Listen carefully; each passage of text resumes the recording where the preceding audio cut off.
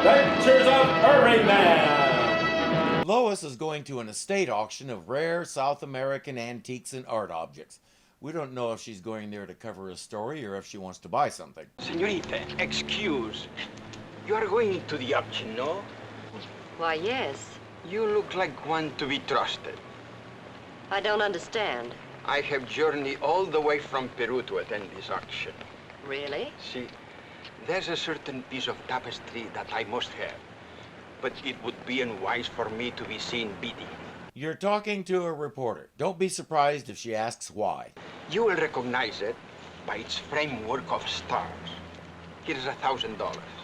Bid as much of it as you may need. Well, but... Please. I guess she's going to buy something. She takes his money and goes inside. Don't move, Lavera. Walk straight ahead and turn into the alley.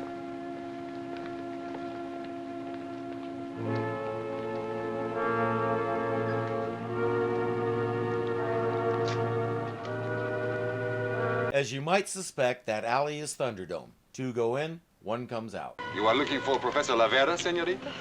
Well, I don't know his name, but... He is an amigo.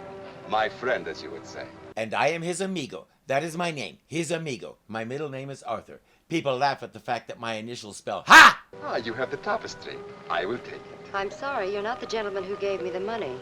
But I am his friend, I have told you. And you seem so sincere, she can't help but believe you, right? You haven't even told her your name as his amigo. Well, where did he go? He said he'd wait out here. He could not wait. I will take it. I'm sorry, I can't give it to you. But you say you're his friend? Si, señorita. Then tell him he can reach me at the Daily Planet. My name is Lois Lane. As you wish, señorita. But if you would give me the tapestry now, it might save you much trouble. No trouble, really. Don't mess with her. She has friends from other planets. What is this tapestry that certain people are so eager to get their hands on? And imagine he gave me $1,000 to buy that and then disappeared. I wouldn't give you 10 cents for it. Look, it's even got a hole in it. That's a cutout star. It's still a hole. But it's a deliberate hole of a deliberate shape. It probably means something. Lois gathers it up and says, "I'll be in my office." A moment later, Clark gets a call. Next thing we know, he's calling Lois. Lois, I'm at the morgue. Can you get down here right away? The morgue? What for, Clark? Professor Lavera was found in an alley behind that auction place, murdered. Well, you better bring the tapestry with you, too. It might give the police a lead. I'll be right over. And she's off. I have come for the tapestry, Miss Lane, and I am pressed for time. Oh no, she isn't. Clark waits and waits and finally uses his x-ray vision to check Lois's office. He sees her unconscious on the floor. We can't have that.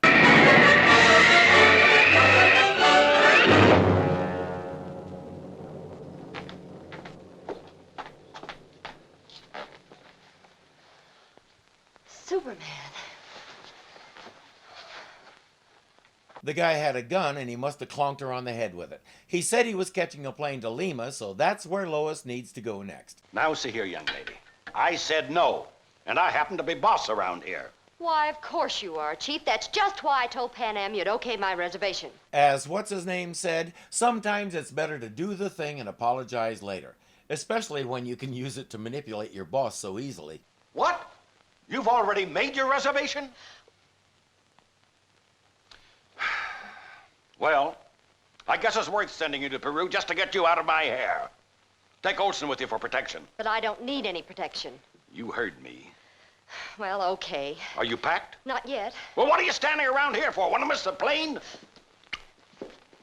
I don't know if Perry is supposed to be married or not, but he acted like that was the first time a woman had kissed him in 35 years. While we watch the plane, we hear Superman's distinctive flying noise. I wonder what that means. In Lima, Lois and Jimmy head to the police station. The captain says, "I can check passenger lists for the planes that have arrived within the past 24 hours, but it'll take some time. While I'm doing that, I suggest you talk to Dr. Cuesta at the university." Dr. Cuesta has a surprise for them once the introductions are done. I was deeply shocked when I heard about Professor Lavera. Your fellow countryman has told me all about it. Clark! He says, "The chief decided this story might take both of us." Lois is angry. Jimmy's confused. But how did you get her so fast? Jim, when I'm in a hurry to get someplace, I really fly. Just open your shirt and show them. When I was a kid, I did not remember Clark being such a smug jerk. Or maybe I didn't know what that was, no matter how hard he tried to show me. Senorita, Professor Rivera's death will be mourned by all Peru. He was a man with a big heart. That is why he was so anxious to acquire that Inca tapestry. But I don't understand. The tapestry could have furnished a key to some buried Inca treasures worth many million pesos. Rivera's idea was to find this wealth, then turn it over to the government for the poor and needy. If you're going to give it to any government to take care of the poor and needy, you'd better attach more strings than anybody can count to ensure that they do what you expect them to do with the money. Governments have some really bad accounting practices when they suddenly come into a bunch of money. And I was to help him. We spent many happy evenings planning the project. You will now see what I meant when I said the tapestry would lead us to the treasure.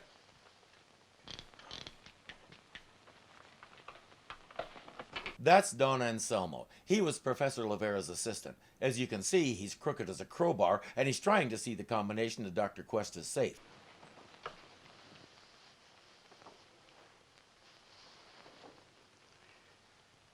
This piece of Inca handiwork is a replica of ancient Lima and the country surrounding it. The tapestry that Lois bought is a key to the map. The location of that hole Jim was talking about is the location of that treasure.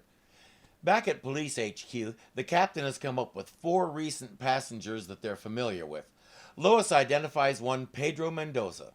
The captain says, "My detectives will start looking for him at once." Don Anselmo has offered his car to shuttle Lois and Jim around. That's why he's there. Senorita, tomorrow perhaps while the police are looking for Mendoza, you might enjoy a little drive up into the country, no? Oh, golly, that'd be keen. Well, I'd love to, really, but, well, suppose I let you know in the morning. He's probably also there to take them out and make them disappear. That evening, we watch him break into Dr. Cuesta's office and take the tapestry out of the safe. And guess what?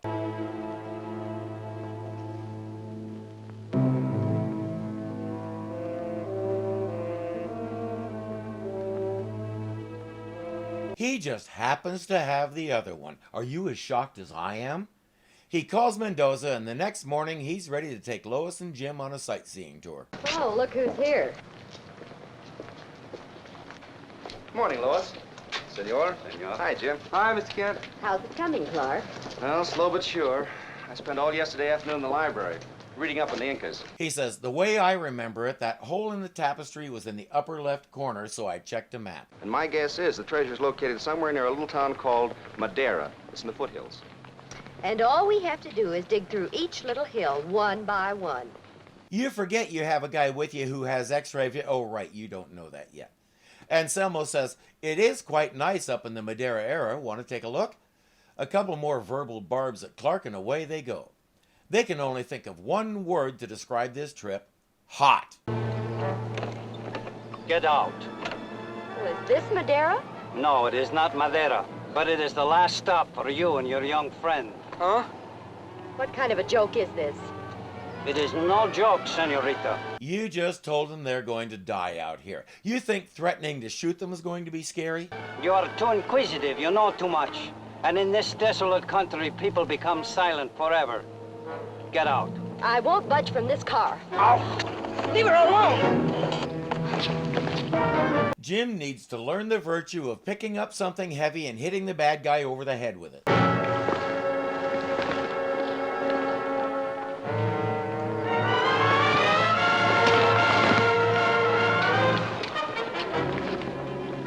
Apparently, they both need to learn that virtue.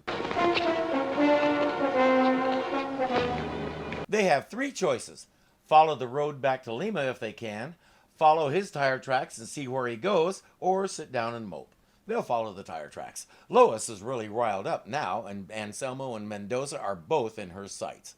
Before long, they find his car. It's parked outside a cave that looks remarkably similar to the one under Aunt Louise's lighthouse.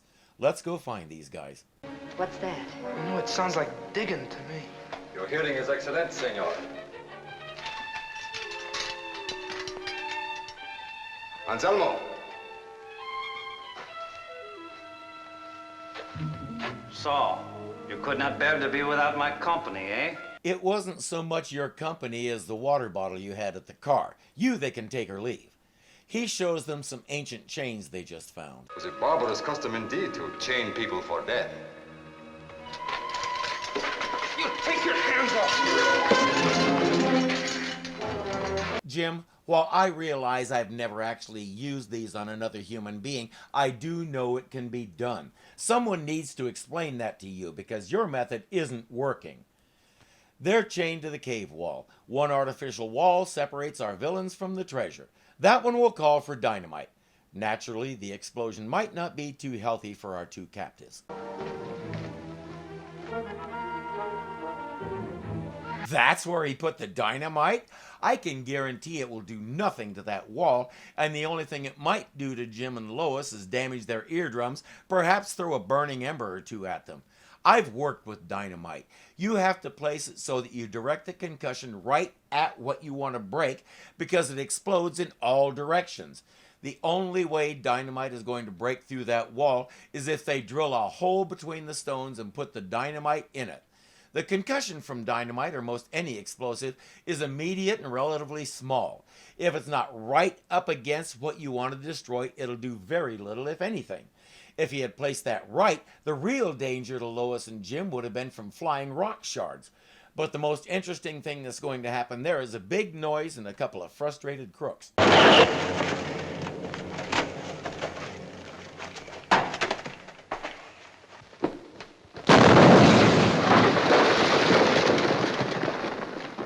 The explosion trapped those two. I'll get them later. And it looks like they were going after the wrong wall. They were trying to blow the one Superman came through, so obviously it leads to the outside, not to some treasure. Let's not even talk about it. Jeepers, did you see all of those hidden jewels? Yes, Jim. And Professor Lavera's dream has come true. However, we only had the budget to build one breakable wall, so it had to do double duty. Until next time. Video by Harry Harrison. Audio by Morris Morrison. Wardrobe and makeup by Alice Allison. Your announcer has been Peter Peterson.